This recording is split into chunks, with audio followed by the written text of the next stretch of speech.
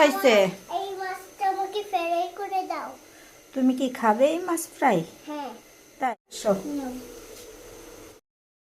আমাদের রাইসামণি আজকে মাছ ফ্রাই খাবে, তো আমি এই মাছটাকে ফ্রাই করব পুরাটাকেই।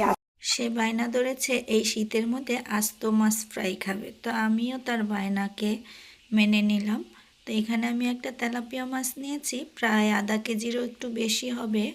তো আমি মাছটাকে আস্ত ফ্রাই করব, তো এটাকে আমি ভালো করে ধুয়ে নিয়েছি, ধুয়ে ছুরি দিয়ে কেচে নিয়েছি। কেচে তারপরে এটার সাথে আমি সব ময় মশলা মিক্স করে আমি এটাকে ফ্রাই করব। এখানে আমি আদা রসুন বাটা দিয়ে দিয়েছি আর পেঁয়াজ বাটা দিয়ে দিয়েছি, স্বাদ মতো লবণ দিয়ে সামান্য পরিমাণ হলুদের গুঁড়া আর মরিচের গুঁড়া দিয়েছি। যেহেতু ফ্রাই করব এটাকে, মরিচের গুঁড়াটা একটু বেশিই দিতে হবে। তো এর মধ্যে আমি দিয়ে দিয়েছি জিরার গুঁড়া, ধনিয়ার গুঁড়া, আর এখানে একটু সাদা ভিনেগার দিয়ে দিয়েছি আর সয়া সস, তার সাথে দিয়েছি তেল।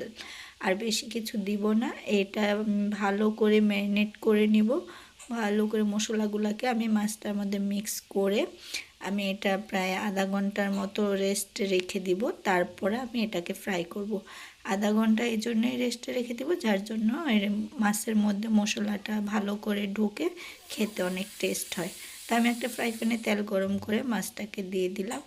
যে মশলাগুলো ছিল সেই মশলাগুলো আমি মাছের উপরে দিয়ে দিচ্ছি, দিয়ে ভালো করে মাছটাকে ফ্রাই করে নিচ্ছি। তো এই মাছটা আমার ভাজা হচ্ছে, এক পাশ হয়ে গিয়েছে, আমি আরেক পাশ উল্টে দিচ্ছি ভালো করে।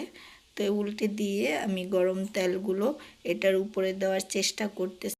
তো আমাদের মাছ ফ্রাইটা প্রায় হয়ে এসেছে। এই যে এখন আমাদের পরিবেশন করার পালা।